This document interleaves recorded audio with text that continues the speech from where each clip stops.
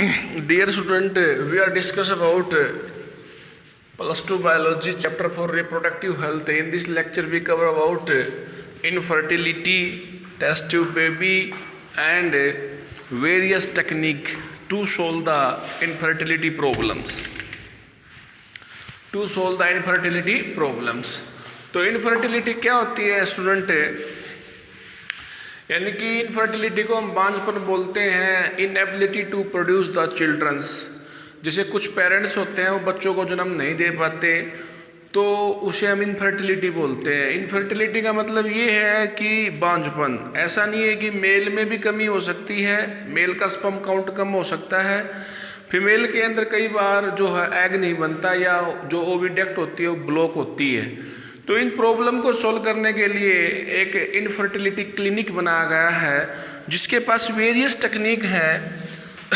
Test to baby programmes, यहाँ पर gift, gamete, इंट्राफिलोपिन transfer, यहाँ पर ICSI, intracytoplasmic sperm injection, artificial insemination. ये आपकी जो आपका इनफर्टिलिटी क्लिनिक होता है वहाँ पर ये टेक्निक है।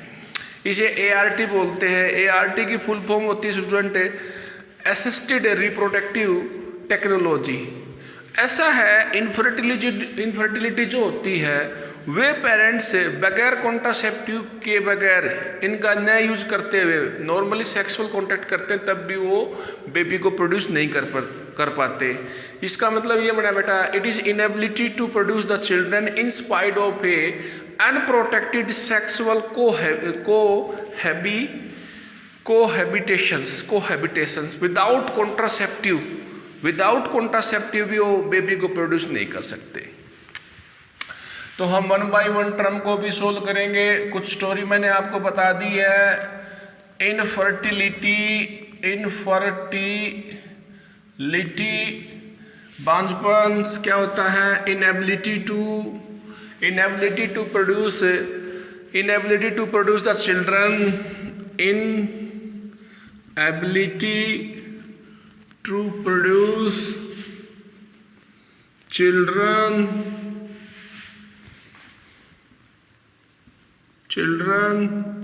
in spite of के बावजूद, in spite of unprotected sexual cohabitation without contraceptive के बगैर भी वो सेक्सुअल कॉन्टैक्ट करते हैं तब भी वो बेबी को प्रोड्यूस नहीं कर पाते। ठीक है, तो ये हमने बता दिया इनफर्टिलिटी। रीजन क्या है स्टूडेंट इनफर्टिलिटी के? पहले सुन लीजिए रीजन क्या है। रीजन तो आपका कंजाइटल भी हो सकता है, जन्मजात भी हो सकता है। रीजन जो है आपका किसी ड्रग्स ले लिया आपने, वो ड्रग से ओविडक्ट ब्लॉक होगी, स्पर्म काउंट लो होगा, कोई गर्म दवाई ले लिया आपने, ठीक है, तो ड्रग्स भी हो सकता है और आपका फिजिकल हेल्थ भी हो सकता है, साइकोलॉजिकल भी हो सकता है और इम्यूनोलॉजिकल रीजन भी हो सकता है, कंजाइटल भी हो सकता है। तो स्टूडेंट ये रीजन है, फिजिकल कंजाइटल डिजीज हो जाए, कोई ड्रग्स, इम्यूनोलॉजिकल्स, तो ये रीजन है इनफर्टिलिटी के। किसी ड्रग के कारण भी इनफर्टिलिटी हो जाती है। ठीक है स्टूडेंट, और मैंने आपको ड्रग्स बताया, फिजिकली बताया, आपका समस्त फिर जो आपका शरीर है उसके हिसाब से भी हो जाती है, और मैंने आपको बताया कोई कंजाइटल डिजीज़ है, जन्मजात बीमारी है, उससे भी हो जाती है। ठीक है, आपका जो साइकोलॉजिकल भी हो जाती है, इम्यूनोलॉजिकल भी हो जाती है, साइकोलॉजिकल भी हो जाती है, इम्यूनोलॉजिकल भी हो जाती है। ठीक है, तो ये आपका मैंने बता दिया कि इसके रीजन क्या हैं। अब गवर्नमेंट ने क्या किया कि स्पेशल हेल्थ केयर यूनिट बनाई है। ये अपने जो अस्पताल होते हैं CHC इनको छोड़ के स्पेशल हेल्थ केयर यूनिट बनाई है। स्पेशल हेल्थ केयर यूनिट जिनको बोलते हैं हम इनफर्टिलिटी क्लिनिक।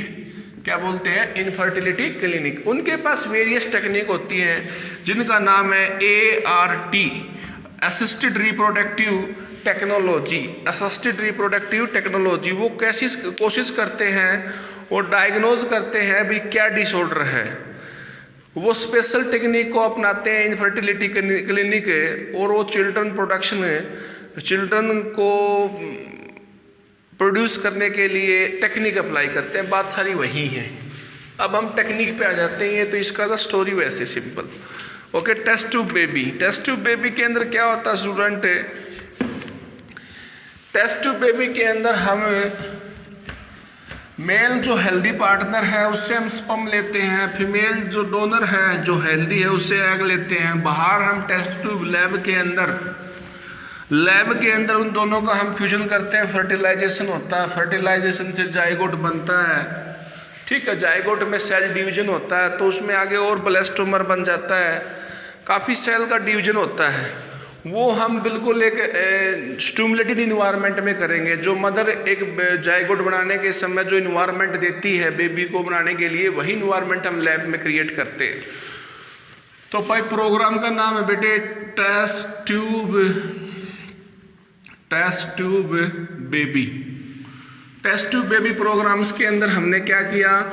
स्पर्म ले लिया, मेल पार्टनर से एग ले लिया या ओवम ले लिया, फीमेल पार्टनर से, दोनों को मिला दिया, तो यहाँ पर बन गया जाइगोट। ये जाइगोट बन जाता है, ठीक है। जाइगोट को हम अर्ली एम्ब्रियो भी कहते हैं, यहाँ पर अर्ली एम्ब्रियो, ठीक है। ये जाइगोट हमने बना दिया ये लैब के अंदर। तो अब क्या करते हैं लैब में बनाने से, जो लैब में काम किया जाता है उसको हम बोलते हैं इन विट्रो फर्टिलाइजेशन। दोनों को मिलाया लैब ने हमने, और बॉडी के अंदर होता, मदर बॉडी के अंदर होता, तो उसको बोलते हैं वीवो फर्टिलाइजेशन। तो इसको हम बोलते हैं इन विट्रो फर्टिलाइजेशन।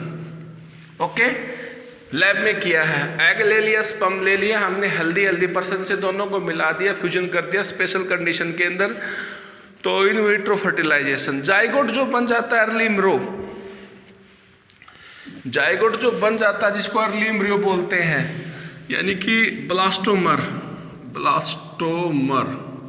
ये सेल है 8 ब्लास्टोमर से भाई अप टू 8 ब्लास्टोमर, क्या बताया मैंने, अप टू 8 ब्लास्टोमर, ये सेल की संख्या है यहाँ पर। जैसे कि आपका जाइगोट से भी आपका डिवीजन होगा up to 8 blastomere, not more than 8 blastomere. यदि 8 ब्लास्टोमर तक हैं तो उस अर्ली एम्ब्रियो को, उस जाइगोट में सेल डिवीजन होगा, आगे अर्ली एम्ब्रियो बनेगा 8 ब्लास्टोमर तक। उसको यदि हम फिलोपिन ट्यूब में डालते हैं, क्योंकि साइज छोटा ही है अभी, तो फिलोपिन ट्यूब में डालते हैं, तो ये आपका बन जाता है जिफ्ट, जाइगोट इंट्राफिलोपिन ट्रांसफर, जिफ्ट। तो यहाँ पर जिफ्ट यानी कि टेस्ट ट्यूब बेबी को 2 भागों में डिवाइड कर दिया, एक तो जिफ्ट हो गया, एक हो गया आपका intra-uterine transfer. Test tube baby को 2 भागों में डिवाइड कर दिया बेटा, एक तो हो गया आपका जिफ्ट, दूसरा हो गया आपका इंट्रा-यूट्रिन ट्रांसफर। फिलोपिन ट्यूब्स यहाँ पर आप नोट कर लीजिए, जैसे कि ये तो ना अप टू 8 ब्लास्टोमर है, अब मोर देन 8 ब्लास्टोमर साइज बढ़ जाएगा सेल का, मोर देन 8 ब्लास्टोमर, इससे ज़्यादा साइज हो गया तो ब्लास्टोमर का साइज, सेल की संख्या बढ़ गई तो वो फिलोपिन ट्यूब में तो आ नहीं सकता, वो यूट्रस में आएगा। यूट्रस का साइज एक बैग जैसा होता है, तो ठीक है यहाँ पर वो, अब इसको उठा के हमने यूट्रस में डाल दिया, तो टेक्निक का नाम दे दिया इंट्रा-यूट्रिन ट्रांसफर। फिलोपिन ट्यूब में डाल दिया तो बोल दिया जाइगोट इंट्राफिलोपिन ट्रांसफर। फिलोपिन ट्यूब में डाल दिया तो जाइगोट इंट्राफिलोपिन ट्रांसफर, इसमें डाल दिया तो यूट्रिन ट्रांसफर। ओके, तो टेस्ट ट्यूब बेबी को हमने यहाँ पर 2 भागों में डिवाइड कर दिया था। सिंपल, बहुत ही सिंपल टॉपिक है। स्टोरी को एक बार फिर बताता हूँ, ध्यान से सुने आप। हमने हेल्दी पर्सन से स्पर्म ले लिया, हेल्दी पर्सन से एग ले लिया, दोनों को लैब में हमने उनका फर्टिलाइजेशन करवा दिया, फर्टिलाइजेशन से जाइगोट बन जाता है, वही कंडीशन देते हैं। लैब में किया गया फर्टिलाइजेशन को बोलते हैं इन विट्रो फर्टिलाइजेशन। अब उसमें जो जाइगोट बना उसमें सेल डिवीजन होगा, यदि 8 ब्लास्टोमर तक का है तो उसको उठा के हम यहाँ पर जाइगोट की जो फिलोपिन ट्यूब में डाल देंगे, उसको फिलोपिन ट्यूब में डाल देंगे, तो उस टेक्निक का नाम हो जाएगा जाइगोट इंट्राफिलोपिन ट्रांसफर। अब मोर देन 8 ब्लास्टोमर है उस सेल के अंदर, तो उस ब्लास्टोमर के अंदर, तो उसको वो वहाँ पर ना आके यूट्रस में आएगा, तो जिसको बोल दिया हमने यहाँ पर intra uterus transfer, intra uterus transfer. अगला है बेटे गैमेट इंट्रा फिलोपिन ट्रांसफ़र। अगला है gamete intra fallopian transfer. फिलोपिन transfer नाम से इंडिकेट हो रहा है, गैमेट को ट्रांसफ़र करना है। एक ऐसी वो फीमेल है जिसके पास एग नहीं है, तो हेल्दी पर्सन से, डोनर से एग को ले लिया, उसकी फीमेल उसकी जो है उसकी भी फिलोपिन ट्यूब में डाल दिया, क्योंकि वो एग प्रोड्यूस नहीं कर सकती, और उसको फर्टिलाइजेशन के लिए हमने स्टेबल इन्वायरमेंट दे दिया, तो आगे डेवलपमेंट हो जाएगा एम्ब्रियो का। नाम से इंडिकेट है गैमेट इंट्रा फिलोपिन ट्रांसफ़र। मान लो किसी में ओवरी जो है वो काम नहीं कर रही, तो हमें कोई हेल्दी पर्सन है उसमें से ओवम ले लिया या एग ले लिया, और एग को हमने फिलोपिन ट्यूब में ट्रांसफ़र कर दिया। नाम क्या है? Gamete intra fallopian transfer. आगे क्या होगा?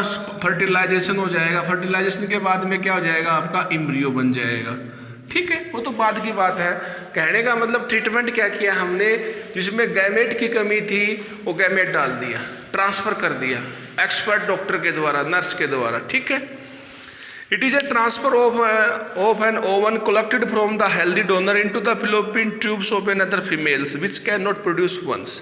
यानी कि एक महिला ऐसी है जो एग नहीं बना सकती, तो हेल्दी वोमन का एग लेके उसके फिलोपिन ट्यूब में ट्रांसफर कर दिया। ये जो एग होता है वो गैमेट होता है, इसलिए इसको बोलते हैं गैमेट इंट्रा फिलोपिन ट्रांसफर। ओके, बहुत ही सिंपल टेक्निक है सारी की सारी। अगला बेटा इंट्रासाइटोप्लाज्मिक स्पर्म इंजेक्शन। नाम से इंडिकेटेड है इंट्रासाइटोप्लाज्मिक स्पर्म इंजेक्शन। भाई स्पर्म का इंजेक्शन भर लिया, और साइटोप्लाज्म तो होता ही है। स्पर्म का इंजेक्शन हमने इंजेक्ट कर दिया किसके अंदर? ओवम के अंदर। It is the procedure to produce the embryo. नाम बताओ क्या बेटे? Intra cytoplasmic sperm injection. Sperm injection,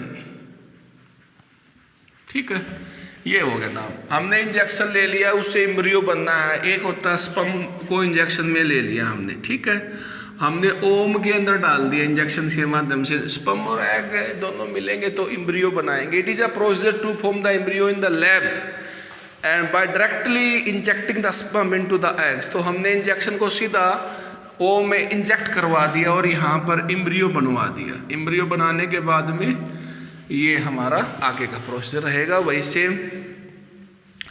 embryo in the labs, ठीक है। आर्टिफिशियल इंसेमिनेशन, आर्टिफिशियल इंसेमिनेशन भी करते हैं हम, ठीक है। हम आर्टिफिशियल इंसेमिनेशन यानी कि कई मैन ऐसे होते हैं जिनके पास स्पर्म काउंट लो होता है। स्पर्म काउंट लो होता है तो वो प्रेगनेंसी को डेवलप नहीं कर सकते। स्पर्म उनका जो है एग तक टकराता नहीं है, स्पर्म काउंट लो है उनका। तो इस केस में क्या करते हैं, आर्टिफिशियल इंसेमिनेशन के अंदर हम हेल्दी पर्सन होता है उसका हम स्पर्म लेते हैं, हेल्दी पर्सन का, और या तो वजाइना के अंदर उसको रिलीज करवा देते हैं या यूट्रस के अंदर। स्पर्म तो चलता है, एग के साथ टकराएगा और वो फर्टिलाइजेशन हो जाएगा। तो हमने सीमन कलेक्ट कर लिया हेल्दी पर्सन से, उसको इंट्रोड्यूस करवा दिया वजाइना और यूट्रस के अंदर, तो आपका बन जाती है टेक्निक इंट्रा यूट्रिन इंसेमिनेशन। ये टेक्निक हम बेटे वहाँ अप्लाई करते हैं जहाँ पर मेल पार्टनर में स्पर्म काउंट लो पाया जाता है। ओके, ये वहाँ अप्लाई करते हैं जहाँ पर जो है male is enable to inseminate the sperm in the female. Male जो है फीमेल वजाइना के अंदर स्पर्म को इंजेक्ट नहीं कर पाता। ओके, ये मैंने आपको टेक्निक बता दी बेटे, सारी की सारी टेक्निक जो इनफर्टिलिटी को सोल्व करते हैं। इनफर्टिलिटी का कारण को ड्रग्स भी हो सकती है, फिजिकल फैक्टर भी हो सकता है, कंजाइटल डिजीज भी हो सकती है जो जेनेटिक डिजीज होती हैं, ठीक है, साइकोलॉजिकल इम्यूनोलॉजिकल इशू भी हो सकता है। Okay, thank you very much. Chapter आपके 2 कंप्लीट हो गए, इनका आप नोट्स बनाए, साथ साथ पढ़े। Thank you.